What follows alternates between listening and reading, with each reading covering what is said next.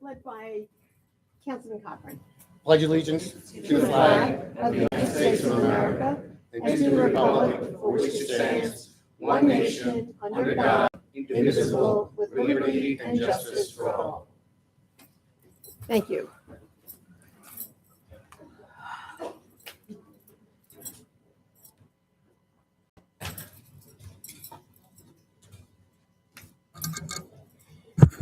Okay, Councilman O'Connor just called a few moments ago. He is delayed, but he is on his way. And we've got a number of items on the agenda tonight. Let me just get this out.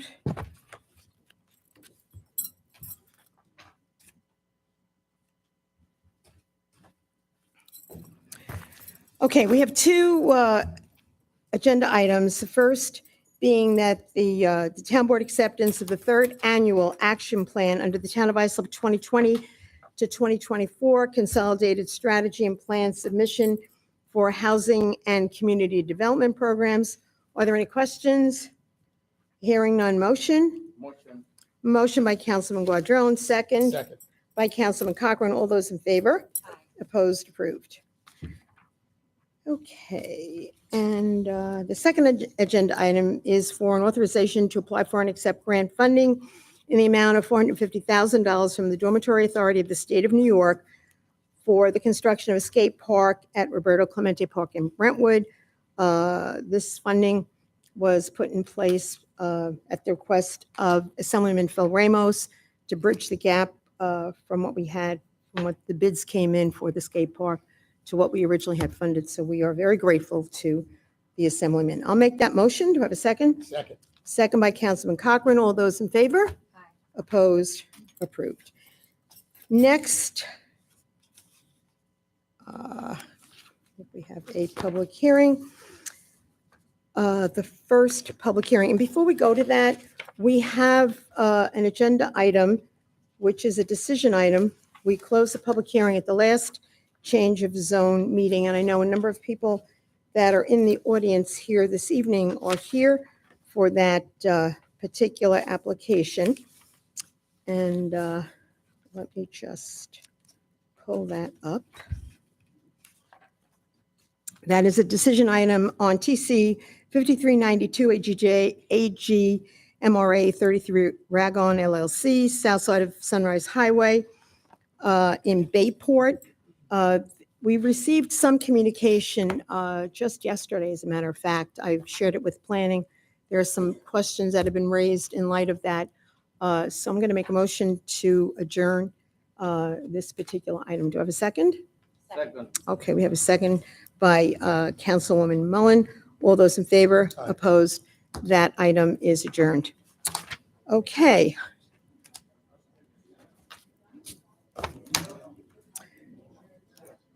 We will now go to TC 5395 JJ Capital Enterprises. If the clerk would please read the hearing notice. What? Why don't you just make an announcement about the first agenda item, the global team? Go ahead. Council. Well, wait. We'll just wait.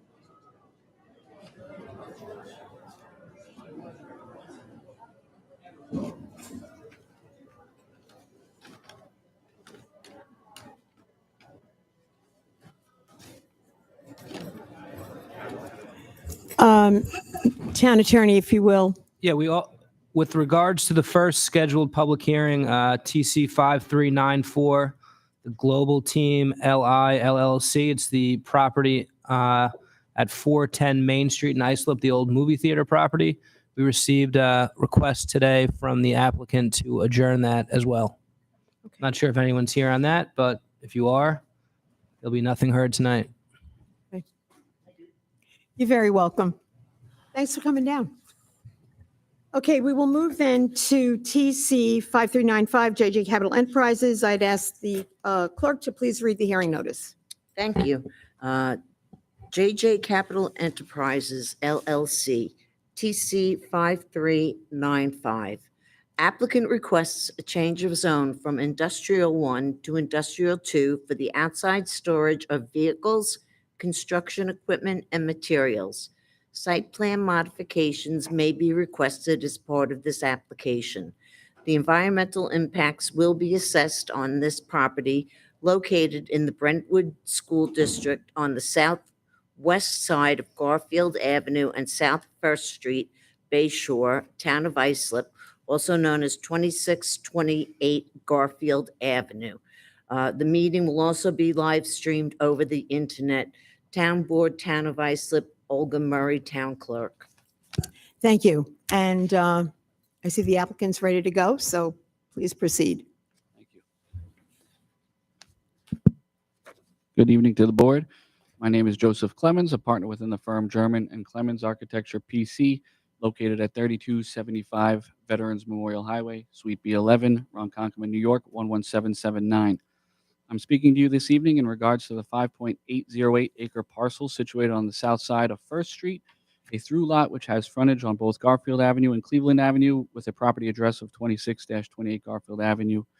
The subject property is currently owned and had been previously improved by Garfield Properties, Inc. However, I am here this evening representing the contract vendee, JJ Capital Enterprises, LLC, and their request for a proposed change of zone from Industrial 1 to Industrial 2 to legally permit for the outside storage of vehicles, construction equipment, and materials. The subject parcel is currently improved with two separate buildings, one multi-tenant industrial building of approximately 10,000 square feet, which is 28 Garfield, which is recognized via the certificate of occupancy, and another 8,200 square foot industrial building, 26 Garfield, which had obtained building permits in 2006, but did not appear to have been finalized. It is the intent of our office to perform a certificate of compliance application to legalize the existing building, which has appeared to have been erected sometime between 2007 and 2010. These existing one-story masonry structures are to remain unaltered, as the purpose of this application more so revolves around that of the site in the area in which this change of zone is requested. Our office had initially made a presentation to the planning board back on March 2nd of 2022 to explain the intent of the proposed application and receive public feedback, along with feedback from the board. To briefly summarize the application presented before you, the proposed site complies with the Town of Islip zoning code in regards to percentage of lot occupancy, with 7.2% provided when 35% is allowed. Area density, the site is 253,000 square feet, while 20,000 square foot minimum is required, and the width of the lot is 130 foot minimum provided, while 75 foot min is required.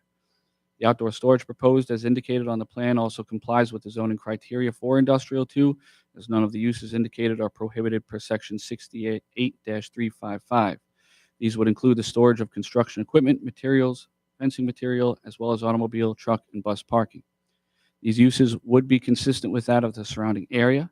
Per prior conversations held with the planning department staff, it is my understanding that the commercial properties within this area of Islip, although for the most part are zoned Industrial 1, are predominantly used as if they were Industrial 2.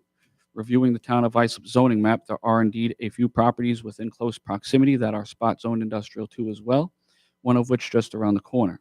After reviewing satellite imagery and personally inspecting the area, I can confirm that the vast majority of the properties within this area have outdoor storage and other characteristics consistent with that of the Industrial 2 zoning criteria. As such, we are respectfully requesting to be formally recognized as such through this change of zone application. In the interim between the planning board meetings and per feedback which had been received by the town specific to our site, our office had revised a site plan to remove the concrete block retaining walls and varying topography which presently occurs throughout the site. Instead, the site will be designed relatively flat with adequate grading to accommodate future drainage to comply with Town of Islip subdivision and land development regulations. The outdoor storage areas will now be separated by means of fencing and will be shielded from view using screen plantings, thus making the property more aesthetically pleasing. New street trees shall also be installed and maintained approximately 25 feet on center along all road frontages and set back sufficiently from any potential overhead wires. Although a front yard and overall landscaping relaxation is requested as part of this application, additional landscaping areas have been provided from that of the initial plan which had been submitted. In comparison to the surrounding properties, this is within the same nature and character of the area. I would also like to note that during the initial meeting with planning board, some comments have been made with regard to drainage within the area. Following a rainstorm shortly thereafter, I had personally gone to the subject property to review and confirm the field conditions, and I reported my findings back to the planning department. The deed covenants and restrictions as provided by the planning department appear to have addressed the potential concerns.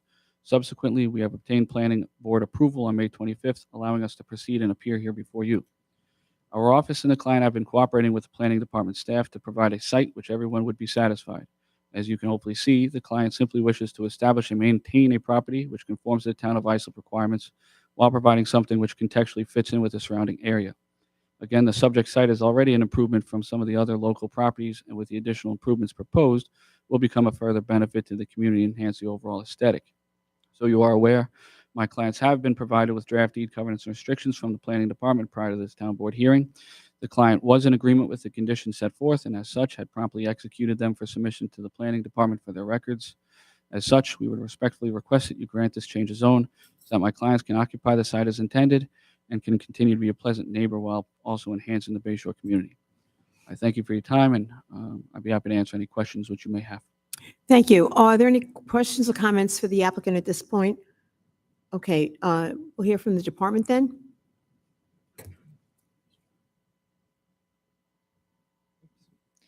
Thank you, Supervisor Carpenter, members of the board. Not too much more to add. We're in general agreement with the applicant's presentation. This does appear to be an appropriate neighborhood for the outdoor storage use that's proposed.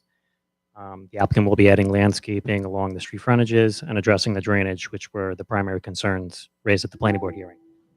Town's Department of Public Works will also be addressing the drainage in this area this spring for maintenance. So hopefully that clears up all Great. those issues raised. Thank you. Any questions or Yes. comments for the department? Sean, John? what is proposed to go here? Is it construction? What's the use of this property going to be? Wide variety of stuff: construction, dumpsters, I believe trailers, trucks, fencing. We're not going to be stacking too high, right? Is that in the covenants restrictions? It's going to be nothing like you see containers, the garbage containers like stacked side by side, upside down, whatever, which go over fence lines. I mean, it can't spill over into over the property. I mean, height wise, not putting racks up or anything. We don't have that in the covenants, so I'd defer to the applicant what their intentions are. If we want to limit the height, the planning staff has no objection to. Okay. That's all I have. Thank you. Any other questions or comments for the department or the applicant at this point? Hearing none, I'll entertain a motion. Make a motion to close the public hearing, accept the negative deck, and approve the change. Motion by Councilman Cochran, second. Second. By Councilman Mullen. All those in favor? Aye. Opposed? It is approved. Thank you. Thank you very much. Have a great night. You too. Next item, 5396 Bay Islip Associates. If the clerk would please read the hearing notice. TC 5396, Bay Islip Associates. Applicant requests a change of zone from Business 1 to Business 3 and a town board special permit for a fast food restaurant pursuant to Section 68-302 Subdivision G. Site plan modifications are also requested as part of this application. The environmental impacts will be assessed on this property located in the Islip School District on the south side of East Main Street, approximately 440 feet west of Saxon Avenue, Bayshore, 430 East Main Street, Town of Islip, Suffolk County. Town Board, Town of Islip, Olga Murray, Town Clerk. Thank you, Olga. You may proceed. Yeah, absolutely.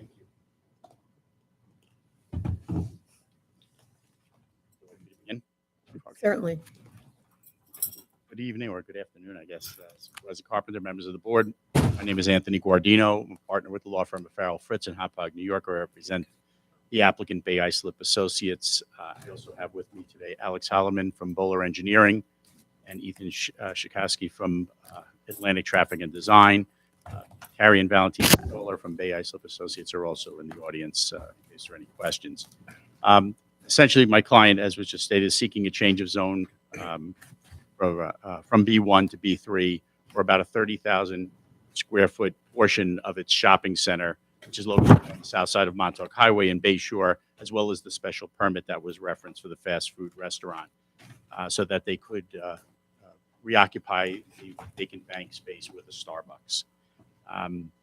That Starbucks would occupy the bank building, which is located in the northeast corner of the parking lot that serves what was a retail shopping center, is now Northwell Health's Cancer Center. That building is a separate lot and currently has a drive-through associated with that building. The area is characterized primarily by commercial uses, but there is a condominium complex located to the west of the site.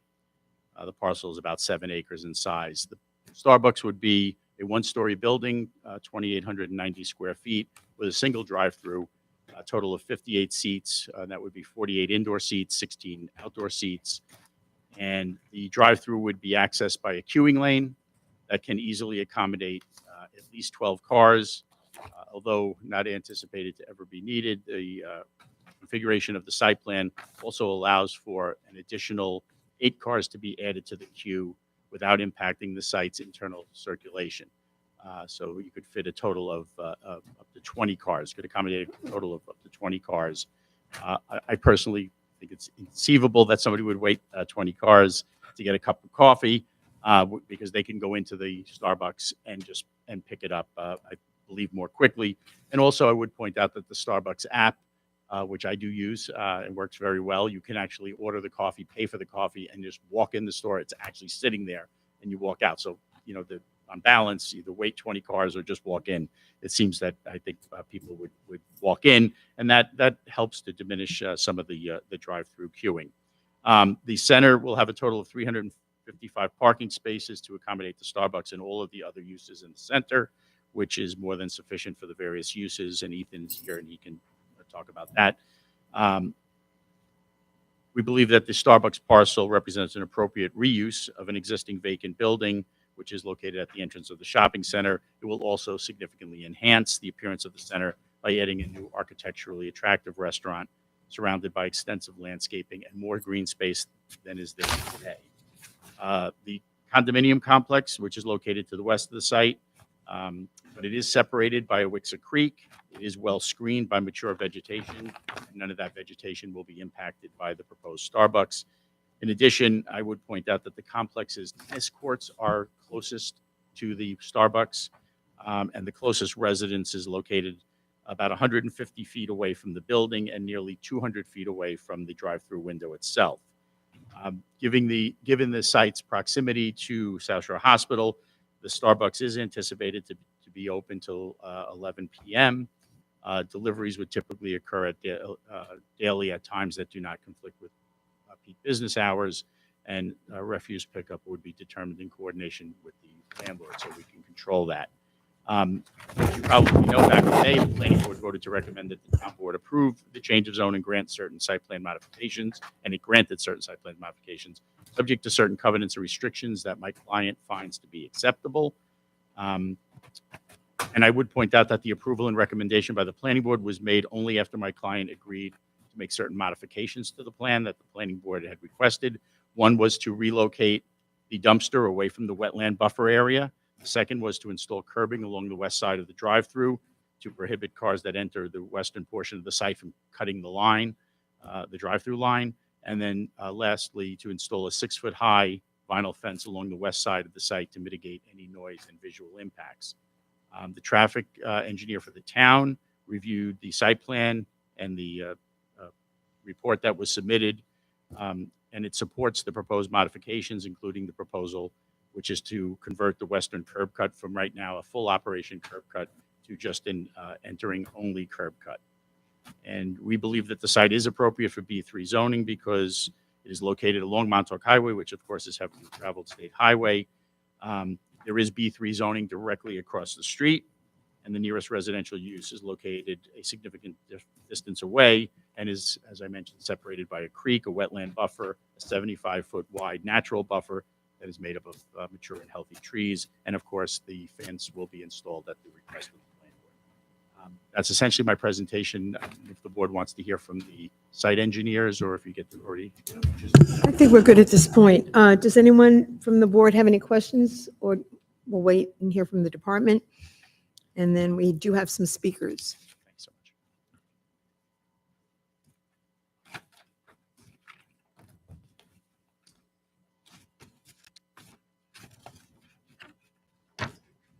So generally, the town has permitted fast food restaurants as pad sites where a shopping center can accommodate them without impacting site circulation or off-site traffic or imposing burdensome parking requirements. This application does provide an opportunity to improve the architecture of this building and provide additional landscaping. The buffer fence will be replaced with a hardier, aesthetically improved fence at the direction of the town engineer. That one would match the new fence approved by the board for the condominium complex next door along Awixa Avenue. And again, as the applicant stated, the town's traffic consultant did review the traffic impact study and the site plan and didn't have any concerns about the proposal. Sean, would you please, for the record, state what the recommendations coming from the planning board were that the applicant has agreed to? The one was replacing the fence and also relocating the dumpster. The planning board generally does not like dumpsters being in such close proximity to residential uses. Right, okay. John, what were they digging up today? They had digging up the whole driveway going in around the drive-through location. That I don't know. Well, perhaps the applicant can speak to that. Did you want to add anything else, Sean? No. Okay. Any questions while Sean is up here? All right, if not, let's hear from the speakers, and then we'll bring the applicant back up and we can check on that question you had, Councilman. First speaker, Jeffrey Hartman.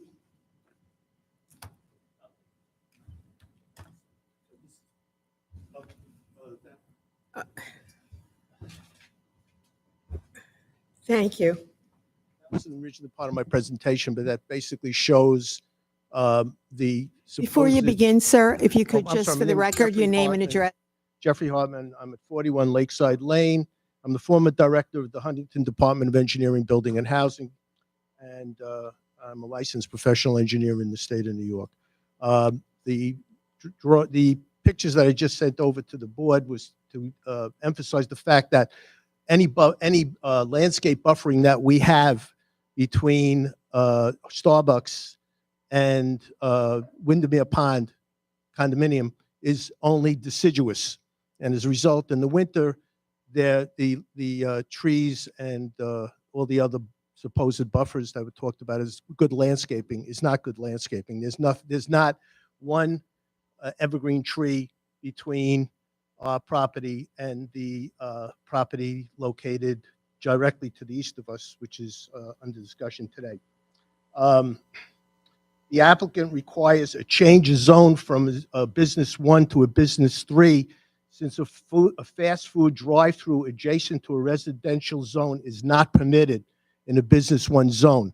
They would need injunctive relief from a court in order to be able to utilize the zone 1 for the purpose they want, because of the fact that any residence next to a business 1 is prohibited by the town code.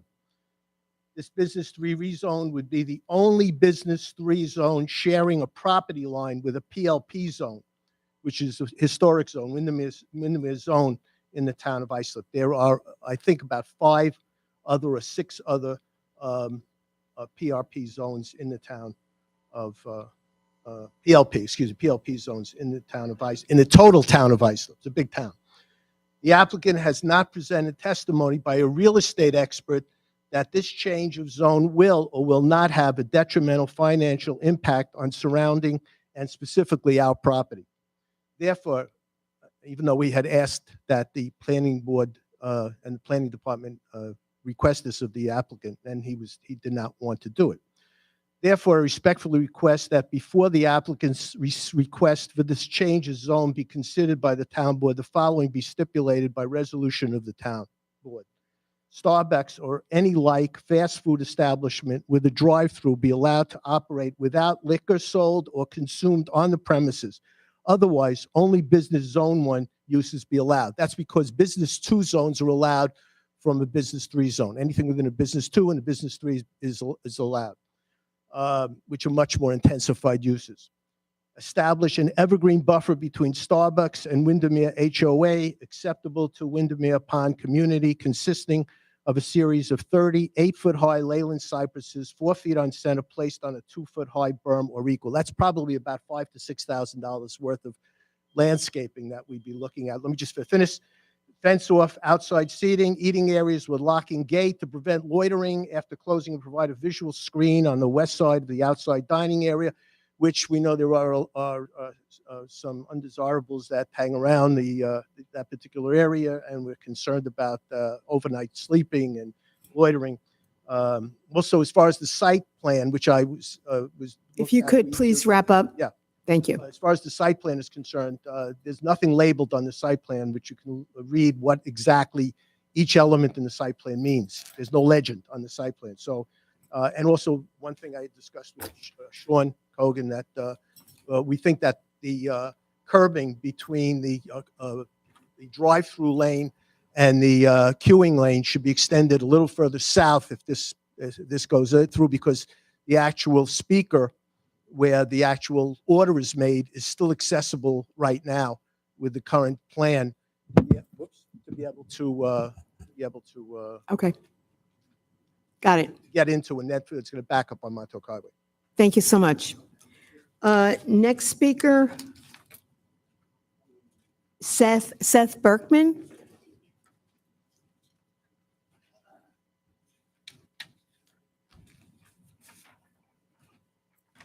Hello, respected board members. My name's Seth Berkman. I'm a member of the Windermere Pond HOA board.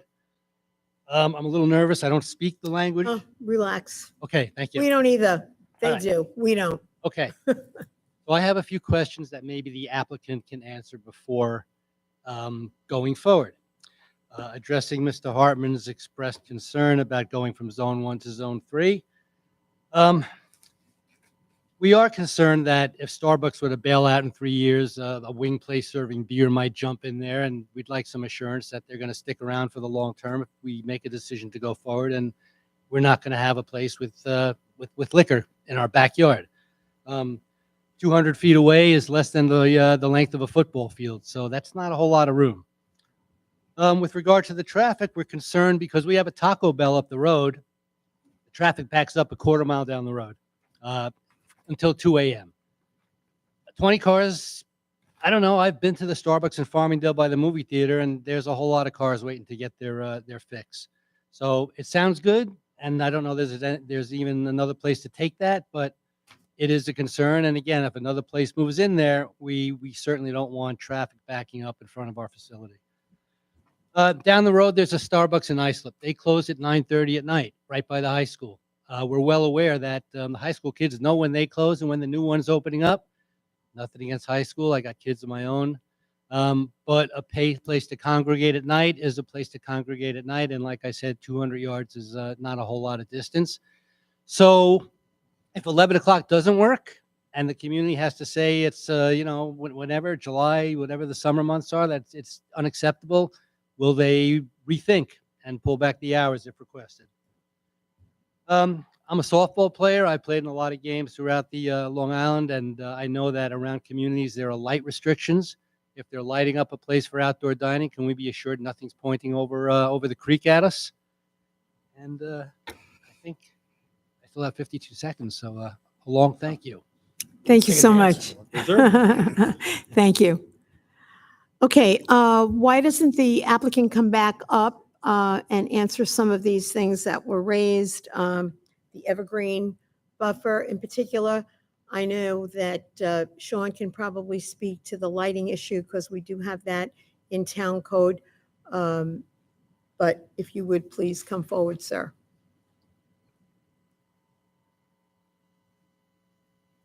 Yep. So some of the questions that were raised about the lighting, as I said, town does have code regarding those issues, so I think we're pretty well covered there. The suggestion of the buffer being an evergreen buffer, Leland cypress, which would really be something that would be a buffer, year round and not just in the summertime, I think is reasonable. But again, if you could answer the points that they Sure. raised. Yeah, can I just go through the couple of points that Sure. were made, and I will get to those. Mhm. Mr. Hartman mentioned about no real estate expert. This is not a variance application. The only standard is consistency with the comprehensive plan. We understand. And as Mr. Colgan mentioned, this is something that the town typically does. So it is in fact consistent with the comprehensive plan. I would also point out, I know there's a concern that both gentlemen raised about, what could happen if it's not Starbucks and it could change, maybe sell liquor. The covenants and restrictions that were agreed to by my client and imposed by the planning board limit the restaurant to a coffee shop only and specifically prohibit a bar tavern. So it's not going to be, there won't be alcohol here. I think that's adequately covered. The lighting is in fact, as you mentioned, it's got to be dark sky compliant. We of course will be dark sky compliant. And the traffic, I would say I've done a bunch of Starbucks in the town. And I would say that with the overflow, the ability to go to 20 cars is probably double or close to double with any of the other Starbucks that I have done. No, we made a mistake in East Islip. That is a mistake on Sunrise Highway. And I voted against the Starbucks in West Sayville because you can't make that assumption. If you look at what's happened to COVID, people want to do drive-throughs. They don't want to do, they can do the app, but most of them want to do drive-throughs. And East Islip is backing all the way up to Irish Lane. I don't want this because they have Taco Bell, when you mentioned, that they back all the way up to past CVS on the weekends. It's going to back up. And you wrap around for 20 cars, it's probably going to be 30. And if you've done research, which I did for West Sayville, the average wait time for a Starbucks is 4 minutes and 47 seconds. Wendy's is like 35 seconds. McDonald's and Burger King are a dollar, the dollar meal. They're like a minute 30. So you're basically having a queue. Even you said 20 cars, people are going to be waiting there for their coffee for almost an hour. And it's not fair for the residents or the people going to the hospital for 9 to 5 for their cancer treatment to have these cars backed up. We're going to put a stoplight between Dunkin' Donuts and that parking lot now going to the hospital and the Starbucks. No, I appreciate your comments, Councilman Cochran, but the point is we're not suggesting that it be 20 cars. We're just saying that if in fact it spilled over, and the East Islip one, I think that was an 8-car queue.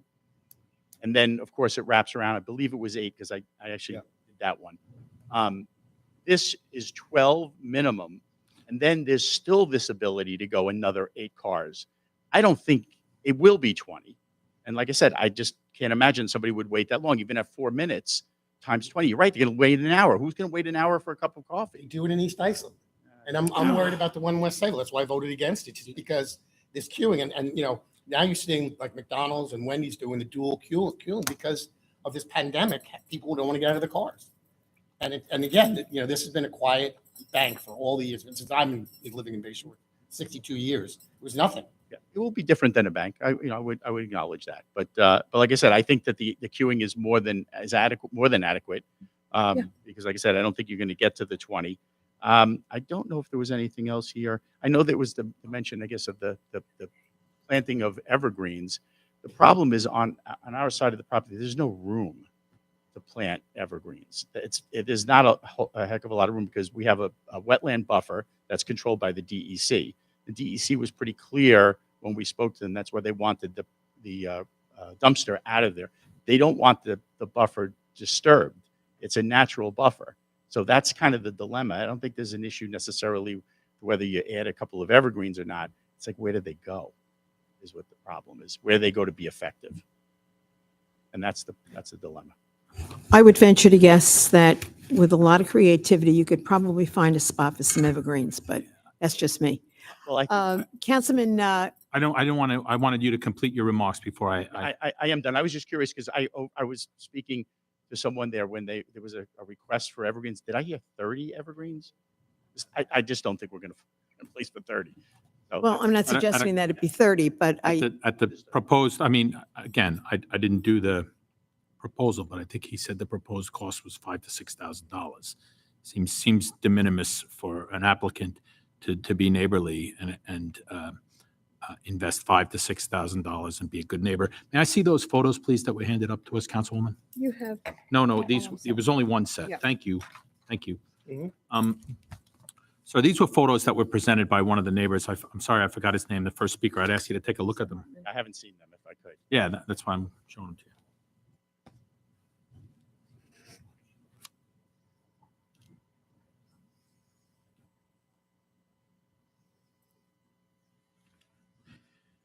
What I guess Mr. Hartman suggests is during the winter months, that's their view of currently. And you can actually see in one of the photos, the TD Bank in the background, which is all the way on the corner of Saxon and Main Street.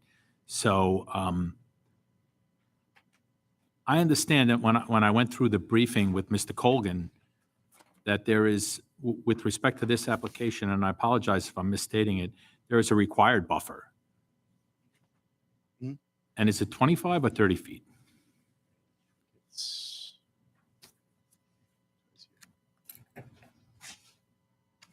Site plan.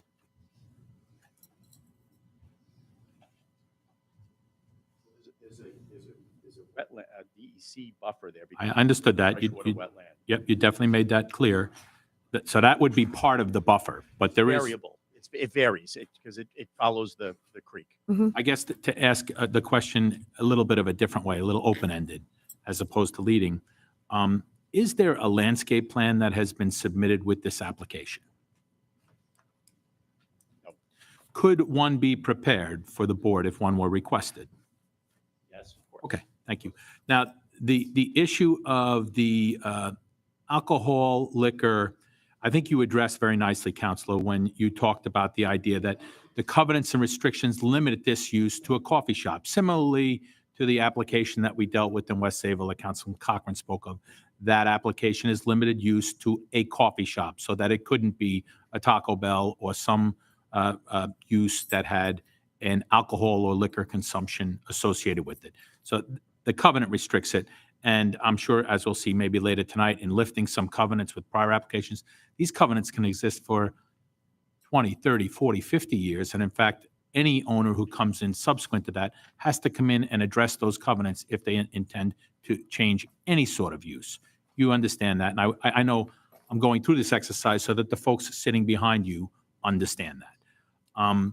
Additionally, in the covenants that your client has agreed to, there is a covenant that addresses queuing. You're aware of that, right?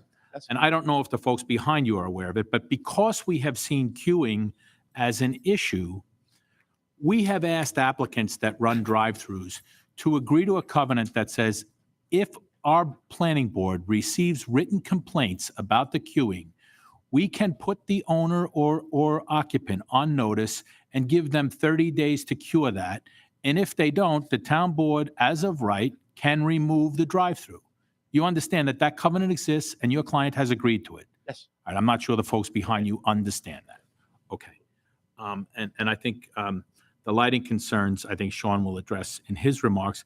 The last question I had was with respect to the hours of operation. We have seen that come up before with drive-through uses, particularly as it relates to the speaker and what time of night that speaker will be going off. And I know I have heard that if we have appropriate buffers and if things are done correctly, it will never, the noise will never travel 120 feet or whatever. But I can tell you, living here on the South Shore as a resident of Great River, when the wind is blowing in the right direction, I can hear every single word the singer is singing over the snapper in. I can tell you that. So is there any flexibility on the hours of operation? As was suggested, I think, by the second speaker, that if it becomes a problem, would the applicant consider changing the hours of operation? I know it's not in your business model, I know it's not in your business plan, but would it be something that could be considered? Well, again, in the covenants, there's a similar provision there that says the town board reserves the right to further limit the hours of operation after a public hearing. So if it's a problem, just bring us back. So, we think the 11 o'clock, because there are some that are open till 11, and Starbucks anticipates that this may be one that will be open till 11. But if it's a problem, I think it's already addressed the same way the queuing is addressed. You just tell us it's not working out. You got to come back. And then the board can further restrict the hours. I would say on the speaker, and I don't know what the snapper in uses in terms of your technology, but I doubt it's the same technology that Starbucks uses. So It was an analogy. No, I know. No, I You're smart wanted, no, enough to it's understand. just a It good wasn't meant to segue. be. But what they use at Starbucks and some of the newer fast food restaurants is they have a speaker that automatically adjusts based on the ambient noise. So when there's a lot of road traffic on Montauk Highway, the sound might be a little bit higher during the day. At night, when there's no ambient noise, it automatically reduces its volume.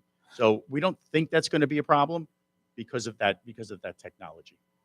And like I said, the closest house is 150 feet away, and the drive-through actually it's 200 feet from the drive-through. But if I could go back to the landscaping, so my client has said to me, that they will give $5,000 to the neighbors if they can find a place to put it on their side. There's just no place on our side. I would say, though, I don't know where you're going to find 30 trees for $5,000 and have them planted, but that's neither here nor there. That's what they asked for, and my client's willing to do that. Okay. Thank you. Well, that's very reasonable concession. Thank you. While the applicant is still up here, are there any other questions or comments for the applicant? No?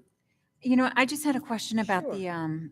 the entering of the site itself. Is that going to be from the main entrance where everyone would be entering the cancer center as well, or is there how is that going to work?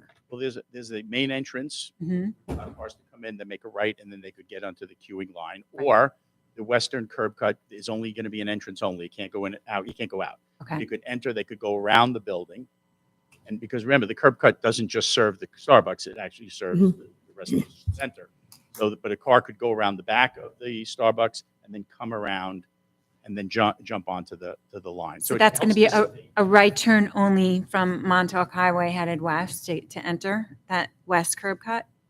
No, there would be the ability to make let me see. Is there a left? Yeah. Because there's a center lane there.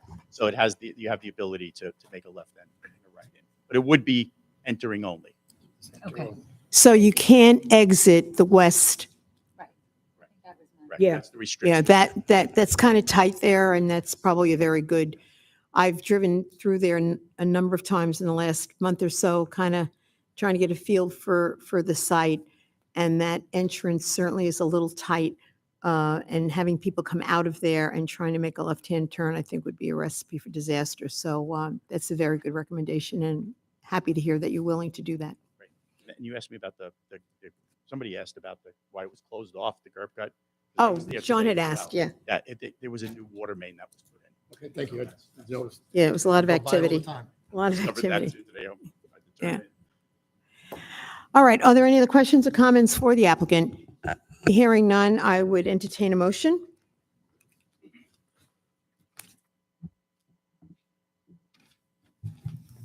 I'll make a motion. I'll make the motion. We close the public hearing, issue a negative declaration, and adopt the resolution with the respective covenants that respect the neighbors' rights, and also your offer of the $5,000 to the Community Homeowners Association so that they can put appropriate plantings for screening. We have a motion. Is there a second? I will second it as long as everything that has been placed on the record tonight is followed. Great. So we have a motion and a second. All those in favor? Aye. Opposed? It is approved. Thank so you. much. I appreciate it. Nice to see you all. We will move now to TC 5397, JJ and Corrado Real Estate LLC. If the clerk would please read the hearing notice. Thank you. Our last hearing is J&J Corrado Real Estate LLC, TC 5397. Applicant requests a change of zone from Industrial 1 District to Industrial Transition District and a Planning Board special permit for a vehicle fleet storage yard for school buses pursuant to 68-700 F as in Frank.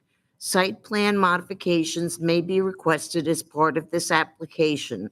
The environmental impacts will be assessed on this property located in the Connecticut School District on the northeast corner of Pond Road and 9th Street, Ronkonkoma, Town of Islip, Suffolk County. Islip Town Board, Olga Murray, Town Clerk.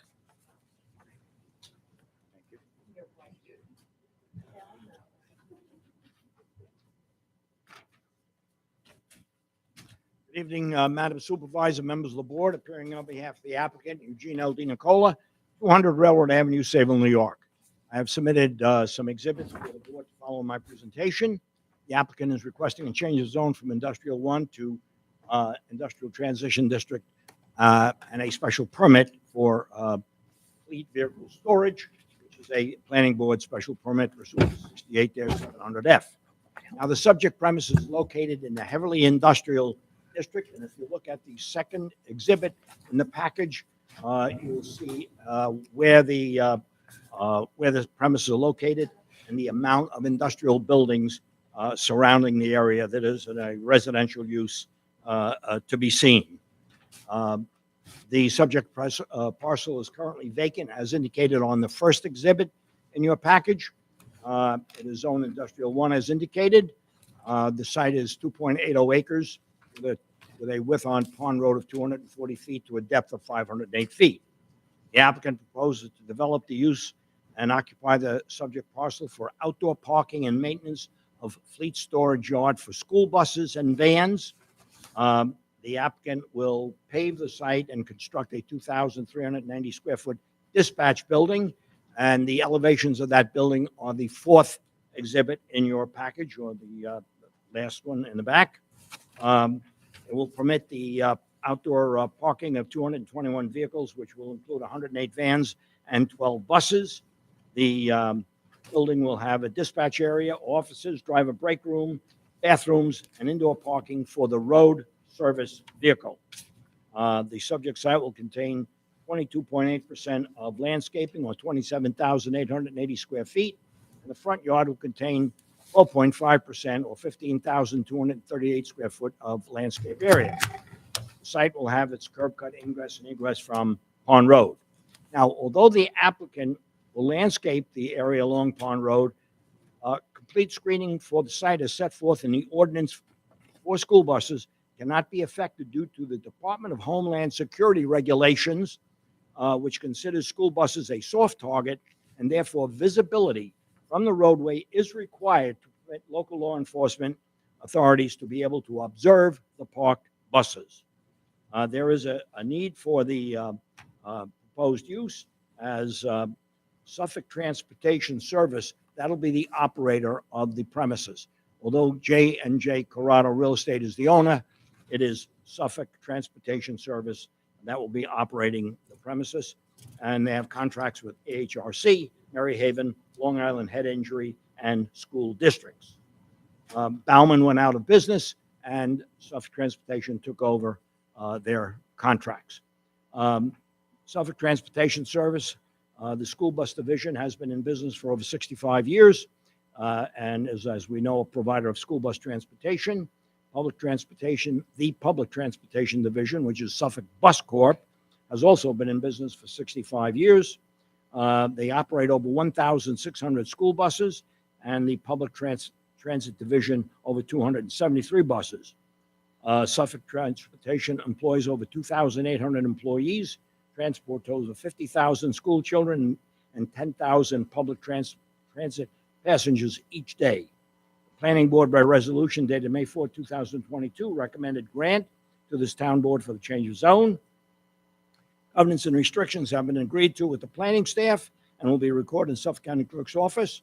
I respectfully request, Madam Supervisor, members of the board, that the board approve this change of zone to industrial transition district. If the board has any questions, I have the owner of Suffolk Transportation and the site design engineer here as well. Thank you. Thank you very much, Counselor. Are there any questions at this Yeah, point for I've the a question. applicant? Gene, when you talked about Homeland Security, is the owner going to have like security cameras monitored like 24/7 to watch the buses? Yes, yes. Okay. They always have security cameras on premises.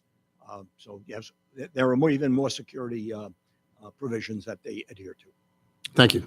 Thank you. Any other questions or comments for the applicant? All right, Sean, if you would come forward with the department's analysis.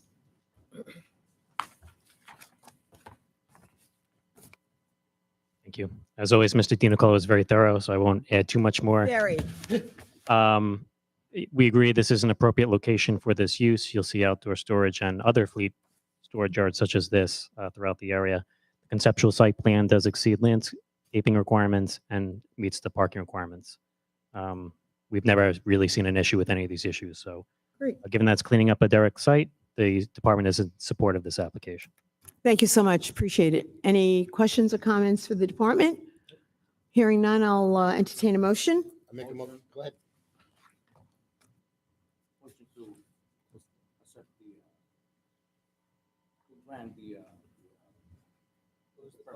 Close the public hearing. Motion to close the public hearing, accept a negative declaration, and approve. Thank you. So we have a motion by Councilman Guardino, second by Councilman Cochran. All those in favor? Opposed? It is approved. Thank you very much. Thank you, Madam Supervisor. And Have that, a lovely evening. you too. And that concludes all the business before us this evening. Motion to adjourn by Councilman Mullins, second by Councilman Cochran. All those in favor? Opposed? We are adjourned. Thank you very much.